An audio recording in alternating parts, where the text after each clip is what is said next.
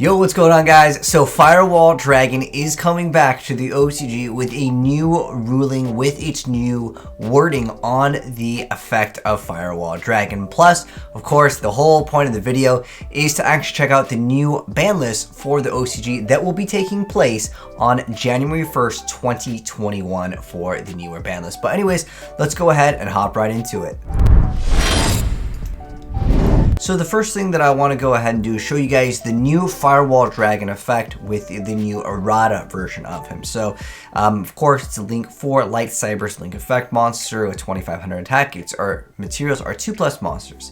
So the important changes are going to be in bold over here, but it says you can only use this card's name first and second effects once per turn each. This is obviously pretty important as FireWall Dragon opens up the doors for lots of OTKs, FTKs, and insane loops. But anyways, the first part of it says, once while face up on the field, as a quick effect, you can target monsters on the field and or to the graveyard up to the number of monsters co-linked to this card and return them to the hand. The second part of it says, if a monster this card points to is destroyed by battle or sent to the graveyard, you can disperse one Cyberse monster from your hand. So obviously the big changes are the Cyberse and on top of that the bold first and second effects once per turn each. Now, is this card going to be OP and open up the doors for lots of other FTKs and OTKs? I would say maybe. It's more difficult obviously with the first part of its new change for the Errata, but then it's also very conditional to Cyberse. Now, does this card still have a play in the game? I think it definitely still would be very powerful, but you guys can let me know your thoughts on it down below. Again, we'll probably get the Errata. Are you guys okay with FireWall coming back into the game in the TCG? Definitely let me know in the comment section below. But of course, the whole point of this video is also going over the OCG ban list. So I also wanted to go ahead and have a visual representation for you guys that might not be familiar with what's kind of going around in the OCG for the numbers. So first off, Grinder Golem is completely banned. This card should have gone a long time ago. There's a lot of different FTKs, OTKs, and it's just like you open up with it and you like auto win. There's so many people that still play Grinder Golem decks in the OCG that would just search out specifically Grinder Golem, basically searching out a fiend.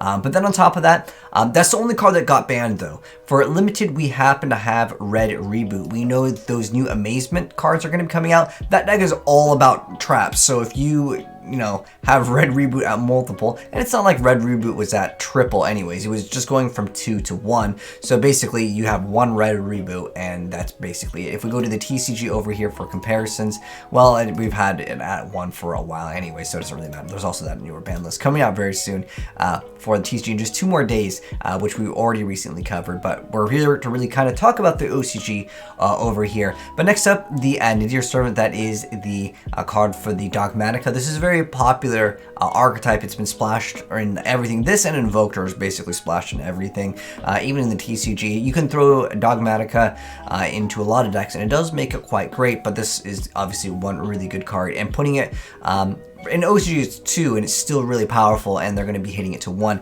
How do you guys feel about this being hit in the TCG? I feel like with the TCG, with everything going around, we haven't really had a chance to have, besides remote duels, very large scale tournaments, so maybe they're kind of holding off on hitting some of the stuff that more recently came out, so to speak. Next up though, the Pankratrops. This is already at 1 over here. If we go to the TCG over here, I mean, this is a very powerful card. It's like one of those cards that just any deck can run, and I think it's a very decent card at the end of the day. Plus it has a huge amount of attack as well. But next up, moving on, we already mentioned the FireWall Dragon. It was at, of course, banned. It's going to 1 over here. Next up, we have Deloran, Tiger King of the Ice Barrier. This card was at 1, and now it's at 2. Is it for that new Ice Barrier support? I would say maybe we can kind of use it in reference for that, but overall, I would say that's not something that's going to be super insane. There are lots of loops that you can technically do with Deloran and Symbols of Heritage, but like it's hard to do this day and age with so many hand traps. Next up, Wind Up Magician will be going to 2, formerly at 1. Obviously, this card is pretty nice to go ahead and special summon a Wind Up from your deck. Remember that the Wind Up list is a little bit different. Just goes, if I type in Zen, will it come up? Okay, so obviously Zen Mighty over here in the OCG is still legal. That's the huge difference over here with windups. Do you guys think windups will come back just because Magician going to? I feel like, again, that deck and a lot of other decks that are combo based really suffer from getting wrecked by hand traps, and going second might not be the hottest thing in windups as well. Next up, Speeder going into being semi-limited. It's a really good card, but but honestly, I feel like you really only need one to pop up, but it will definitely help out any of those synchro-based decks kind of go ahead and have a little bit of a chance. And then Magical Meltdown actually taking a hit as well. This is obviously for Invoked over here. Again, hitting Invoke, Dogmatica, both of those decks are kind of being splashed into everything, so seeing those hit, I think will make some people excited. And it's not like unplayable, it's at 2. I feel like if it's at 2, people still like, okay, I can still play the deck. It's kind of the same thing with the Cursed Eldland over here. It's just basically one of their best cards to add the Avalanche monster, because sometimes that deck can definitely be a little bit rough if you don't have to get that monster ASAP.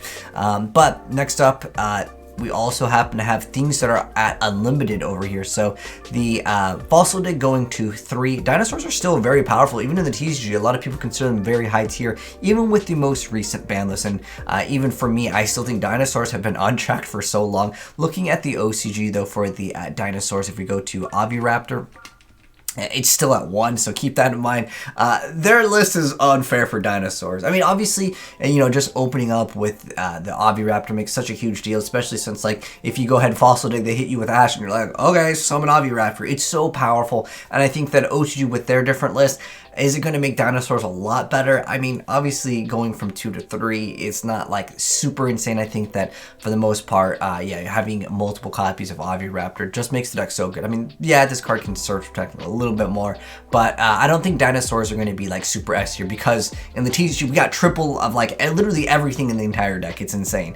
And on top of that, the deck is, well, if you look at trying to buy the structure deck now, it's kind of pricey, but like you can pick this up for, I would say, relatively cheap compared to, you know, some of the other decks, especially since a lot of people already have them. For Tour Guide, there's just a lot of utility with this card just in general, and I always liked this card in general, but it's just one of those cards that can be splashed into everything. Heck, this card was like $150 at one point, but this is one of those cards that's just one of those generic cards that a lot of people will just utilize regardless of what deck it is. So, I mean, I don't think there's going to be anything new that emerges off of this. But there is a lot of other Chaos cards coming out, and Grepher is just fantastic for those reasons. And I think that Dark Grepher coming back into the game at going from 2 to 3 isn't really that big a deal. But if you go to the TCG over here, we've only had one Grepher for the longest of time. Now, if you guys didn't really check out the video, actually, it did pretty well. There is a lot of Phantom Knight, Burning Abyss combos that you can do. What it involves basically is Dark Grepher helps with this build significantly over here because it's able to go ahead and basically double Foolish.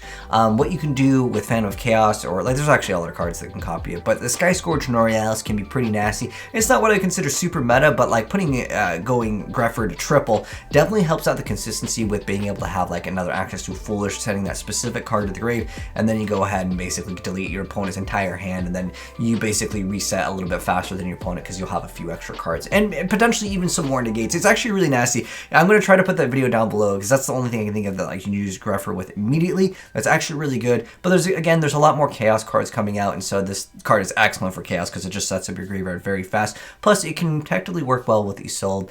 Anyways, that's going to pretty much wrap it up in terms of the thing. They kind of have some explanations. One thing that I did really like with the OCG when they did this little thing, and I'm going to kind of briefly go over. And most of the stuff is very obvious, though. They're like, oh, this card can be looped. Yeah, that's very obvious. I don't know why this card was untracked, but at least this is good. In the TCG, I remember once we kind of got the reasoning for the ban list, and then we kind of laughed at it. And I would say, like, we kind of memed on him too hard, but like I really like this idea. For example, like it's just able to be summoned way too easy. I mean, like it's no brainers for the most part over here, but this card obviously being able to punish Eldritch, but I mean they specifically are doing this is for the abasements because that's a newer archetype. If you guys don't know what that archetype is, it's basically all about the trap cards, and then basically for Eldritch, easily add cards every single turn. Okay, yeah, you know what also adds cards every turn? Scout. Pay 8, man. But there's also Dogmatica. This synergizes with it too much, and you can easily add it, but you still happen to have 2 of them. It's not like that deck is unplayable.